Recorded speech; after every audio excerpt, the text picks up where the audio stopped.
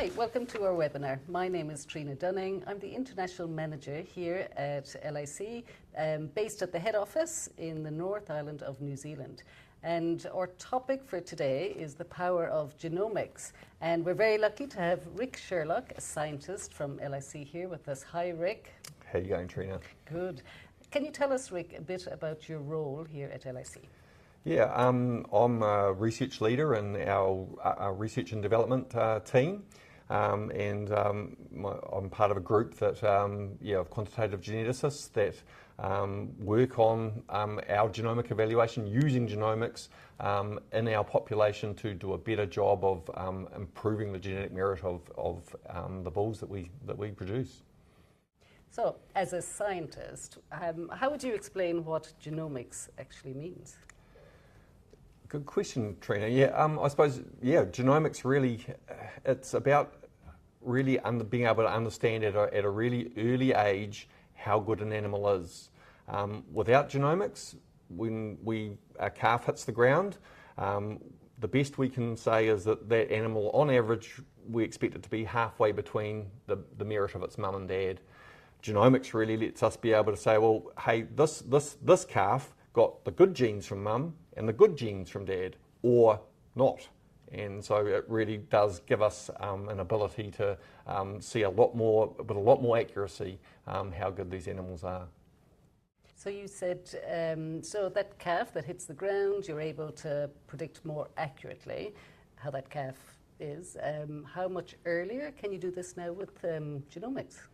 Well, I suppose it depends on the sex a little bit, how much earlier that is. I mean, we can get the genomic information as soon as we can get access to the animal's DNA.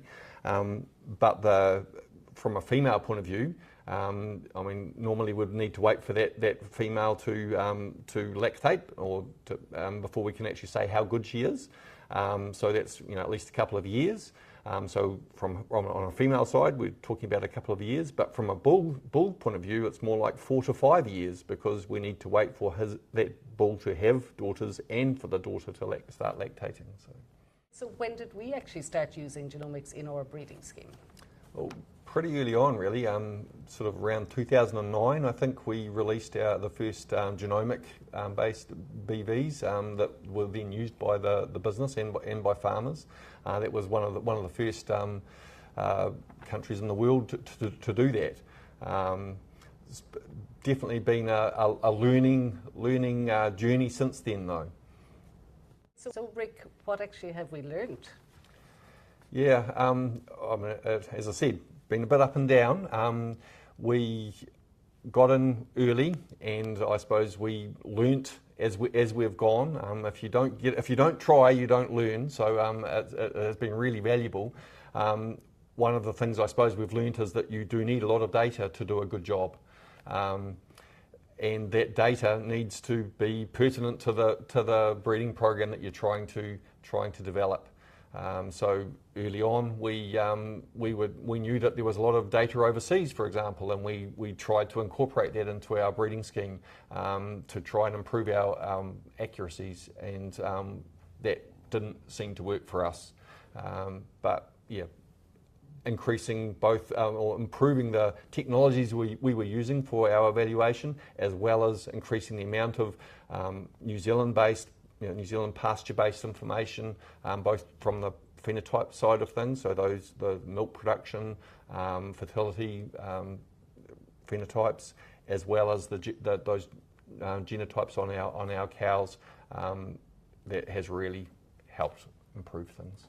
So 2009, that's quite a while back. How have things changed since then? Well, I suppose 2009, when we first kicked off, we probably had around 8,000 genotypes, mainly on sires.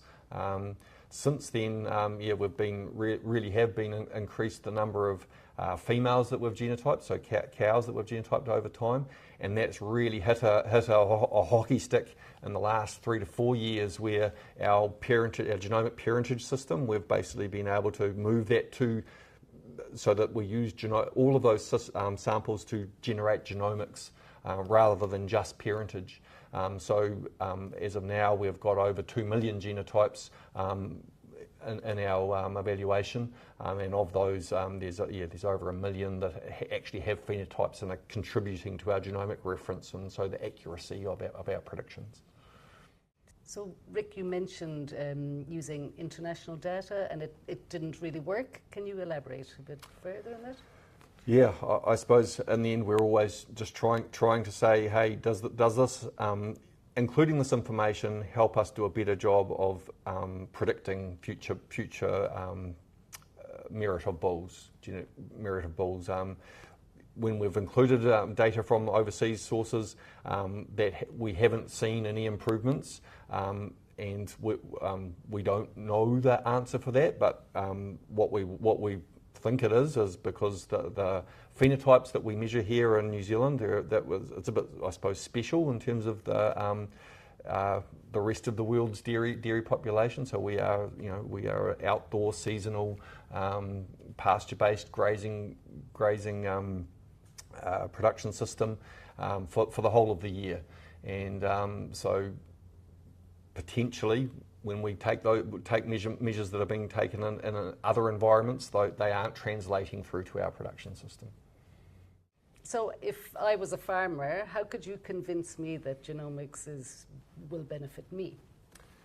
Well, I suppose there's a couple of ways to think of that. I mean, as a scientist at LIC, and in terms of our breeding program, genomics is actually helping drive that breeding program a lot faster than what it was without genomics. And obviously all farmers, all customers, people who are buying our bulls, they benefit from that. The other side of that, though, is that we're getting that information earlier. It's also less reliable than when we used to wait that extra time to get the daughter information from the bulls. That works fine for our breeding scheme because we've got that scale, but not all farmers want to take on that risk, I suppose. And so the options they have are still to use those proven bulls, those bulls that have daughters on the ground, and basically know what they're getting while still getting that benefit of being driven by the genomic breeding program that we're running. So as a farmer, I've got options. I can stick with the good old proven bulls, or I can go with the younger genomic bulls. But what would that look like? I guess the reality is that the genomic bulls, the young genomic bulls, the group of those, we expect those to have a better genetic merit once they're proven than the contemporary proven bulls that they've got sitting, that you've got to choose from instead of them at the moment. So you're going to get higher genetic merit, but there's some risk associated with that, and so that's where we'd be saying, hey, you should use a team. But yeah, definitely that's going to get you the fastest or the best genetic merit earliest. Well, you've convinced me and given me options, so thank you very much, Ric. Thanks, Peter.